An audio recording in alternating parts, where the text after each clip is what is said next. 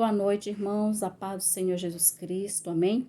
Nós estamos mais uma vez aqui, nessa noite gloriosa de 28 de agosto de 2024, continuando a nossa leitura pelas cartas de Apocalipse. Nós estamos hoje na quarta carta, a igreja de Tiatira, que fica lá em Apocalipse 2:18. Fala assim a palavra do Senhor. E ao anjo da igreja de Tiatira escreve: Isto diz o Filho de Deus, que tem os olhos como chama de fogo e os pés semelhantes ao latão reluzente. Eu, eu conheço as tuas obras e o teu amor, e o teu serviço, e a tua fé, e a tua paciência, e que as tuas últimas obras são mais do que as primeiras. Mas tenho contra ti o tolerares que Jezabel, mulher que se diz profetiza, ensine e engane os meus servos para que se prostituam e comam dos sacrifícios da idolatria. E dei-lhe tempo para que se arrependesse da sua prostituição, e não se arrependeu. Eis que a porei numa cama, e sobre os que adulteram com ela virá grande tribulação, se não se arrependerem das suas obras, e ferirei de morte a seus filhos, e todas as igrejas saberão que eu sou aquele que sonda as mentes e os corações, e darei a cada um de vós segundo as vossas obras. Mas eu digo a vós e aos restantes que estão em Tiatira, a todos quantos não têm esta doutrina e não conheceram, como dizem as profundezas de Satanás, que outra carga vos não porei, mas o que tendes, retende-o até ao fim. Retende-o até que eu venha, e ao que vencer e guardar até ao fim as minhas obras, eu lhe darei poder sobre as nações, e com vara de ferro as regerá, e serão quebradas como vasos de oleiro, como também recebi de meu Pai, dar-lhe-ei a estrela da manhã. Quem tem ouvidos, ouça o que o Espírito diz às igrejas. Iremos confirmar esta palavra, né, que o Senhor está falando sobre uma mulher chamada Jezabel, que fica lá, primeiro Reis 19, 18, né? Capítulo 19, versículo 18. O Senhor fala para Elias: também eu fiz ficar em Israel 7.000, todos os joelhos que se não dobraram a Baal, e toda a boca que o não beijou. Elias é um homem usado pelo Senhor, um homem de fogo, usado por Deus para combater a idolatria de Jezabel, né, no seu reino, no reino de Israel, que ela era esposa do rei Acabe. E o Senhor usou Elias para ir combater aquela mulher, as suas idolatrias, juntamente ela fazia idolatria, culto a Baal, juntamente com prostituição, todo tipo de prostituição, né? E fazendo o povo do Senhor pecar. Mas, meus amados, nós queremos também combater uma doutrina que entrou na igreja do Senhor. Nós iremos combater essa doutrina que tem infectado a igreja do Senhor. Pode ser que não tenha tido tantos danos antes. Eu imagino que sempre o Senhor levantou pessoas para combater esta doutrina. O Senhor iluminou pessoas para ler e serem verdadeiros, honestos, né? Genuínos, e irem lá diante dos seus pastores, irem lá falar: olha, isso aqui não está certo, isso aqui, olha como é, olha o que o Senhor está falando, eu tenho certeza disso. Mas o Senhor deve ter permitido se propagar por tanto tempo esta doutrina, porque ainda não era tão prejudicial. Mas hoje, meus amados, hoje será muito prejudicial essa doutrina que se chama pré-tribulacionista, né? Pré-tribulacionismo, onde a igreja pensa que vai ser retirada da grande tribulação, enquanto que não é.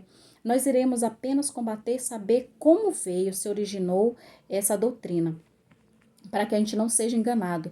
Para frente nós iremos falar e mostrar mais texto, mas hoje é apenas saber como ela é prejudicial e como foi surgida, para que a gente não seja enganado.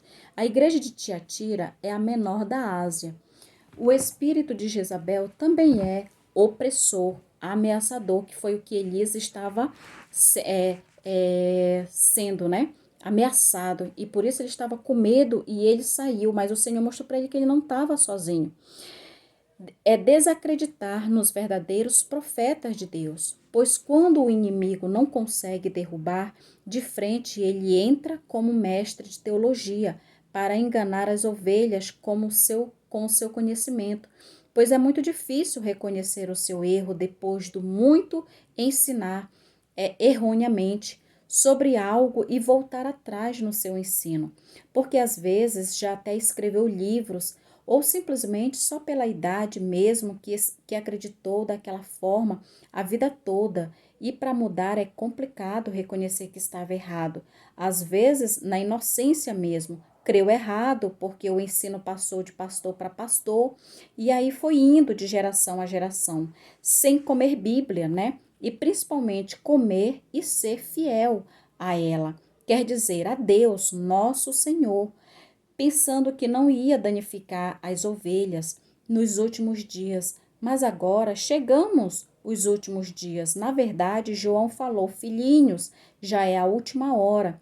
Então será uma grande surpresa para quem ensinou e também quem aprendeu e aqueles que até sabem, mas não recusa e aceita essa aceita só para não sair de dentro do sistema e perder status, mordomia, benefícios, enfim, será também repreendido pelo Senhor.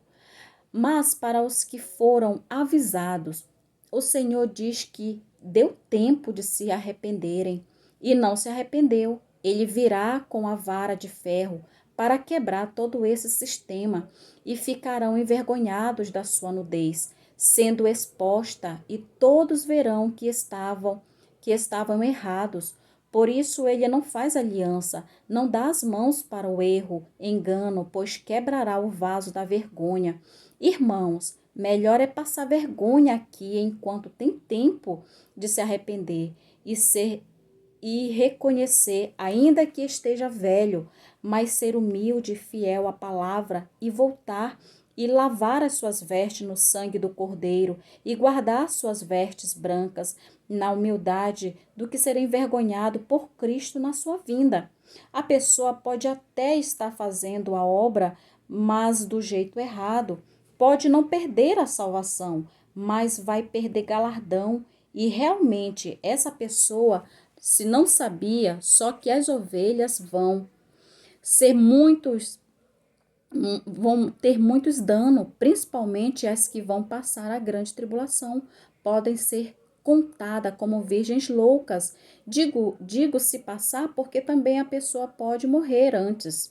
O Senhor diz que vai colocar de cama Jezabel, seus filhos, quem a seguem também. Então é muito sério esse assunto. Os olhos de Jesus os olhos de Jesus de fogo está a contemplar e vai queimar tudo o que é palha e joio da igreja dele, que somos nós. Ele não vai deixar enganado o seu povo, pois ele sabe quem fala a verdade e quem não, e principalmente o que sabia dessa doutrina e encobriu por querer. Meus amados, eu estou lendo o que eu escrevi para ser melhor. Então, a gente vai saber como originou essa doutrina, para não ser um câncer na nossa vida, para que a gente não seja pego despercebido. A gente vai falar dos textos mais à frente, mas hoje só queremos saber como originou. Doutrina do pré-tribulacionismo. Como começou? Como surgiu? Nunca existiu antes de 1830. Atribuiu ao homem chamado Adion Nelson Darby, o pai do dispensacionalismo, no século XIX. O inglês e líder do grupo dos reformadores começou a propagar essa nova doutrina, mas o seu grupo não aceitou, entre eles Spurgeon e Samuel Trigulhis, que em 1864, em seu livro A Esperança da Vinda de Cristo, ele refuta abertamente essa doutrina como sendo antibíblica. Mas aí ele atribui essa doutrina não a Darby, mas a um membro da Igreja Católica Apostólica, um eloquente pregador escocês, Edwardine, que uma profetisa falsa, né, profecia que essa jovem de 15 anos, chamada Margaret Magdaleon, na primavera de 1830, na cidade escocesa Port Glasgow, que um grupo seleto de cristãos era arrebatado numa vinda secreta de Cristo. Uma testemunha ocular desse acontecimento escreveu num livro chamado Memórias. Essa menina foi a primeira pessoa a dividir a vinda de Cristo em duas partes. Aí Darby pegou e mudou apenas que a igreja, todos os cristãos seriam arrebatados antes da grande tribulação, conhecido também como escapista. A igreja. Darby visitou a América 6 vezes, olha, 6 vezes, né? 6 o número de homem. E levou com ele a doutrina e um erudito chamado Cyrus Scofield abraçou a doutrina de Darby, os seus ensinos, e em 1909 Scofield publicou uma Bíblia de notas recheada com o pré-tribulacionismo, o clássico da literatura dispensacionalista, intitulado A Bíblia Scofield. Essa Bíblia é, sem dúvida, a maior responsável na disseminação do escapismo, doutrina nos Estados Unidos e, consequentemente, nos países evangelizados pelos missionários, inclusive o Brasil. E influenciou o pastor e escritor dos Estados Unidos, Tim LaHaye, que ficou famoso por uma série de livros deixados para trás, entre outros que virou filmes, que contribuiu muito para se propagar no meio cristão, mas graças a Deus que iluminou a mente e os olhos de irmãos genuínos como eu, o pós-tribulacionismo tem se levantado novamente e acordado, despertados outros cristãos, principalmente os que aceitam a verdade do Senhor. Então, irmãos, aqui está, eu escrevi, estou lendo o que eu escrevi, para que fosse melhor para nós. Então, meus amados, essa foi assim que se originou essa doutrina do pré-tribulacionismo. Não é bíblico. Quando, por exemplo, nós estamos lendo também, né, Apocalipse, a minha leitura, terminando já Apocalipse, minha leitura diária. Lá em Apocalipse 16, hoje nós lemos 16:15, fala assim: Eis que venho como ladrão, bem-aventurado aquele que vigia e guarda as suas vestes, para que não ande nu, e não se vejam as suas vergonhas. Este versículo o Senhor coloca entre parênteses aqui, que ele usa lá em Mateus 24. É um dos chaves para esta doutrina, né? Para fortalecer essa doutrina, que o Senhor virá como ladrão. Mas, irmão, Jesus, ele não é Satanás que veio para matar, roubar e destruir. O Senhor diz que ele vem como ladrão, sim, para aqueles que não estão o esperando, que não se prepararam. Aí sim o Senhor virá como ladrão para eles, mas para a sua igreja, Paulo diz: vós já não estáis mais na escuridão, nas trevas, vocês estão na luz. Sendo da luz, vocês saberão os tempos e as épocas que vocês estão vivendo. Irmãos, a gente vai entrar nesse assunto mais para frente, né? Mas por hoje nós só queremos mostrar de onde surgiu o pré-tribulacionismo. Então, meus amados, é bem melhor comer Bíblia do que ficar só ouvindo, constatar e principalmente acreditar e aceitar. Amém, meus amados? Que Deus abençoe. Fique na paz de Cristo Jesus, que o Senhor venha guiar a mente de cada um de nós para não sermos enganados pelo erro, pela prostituição e vir comer e receber do Senhor aquilo que ele não quer.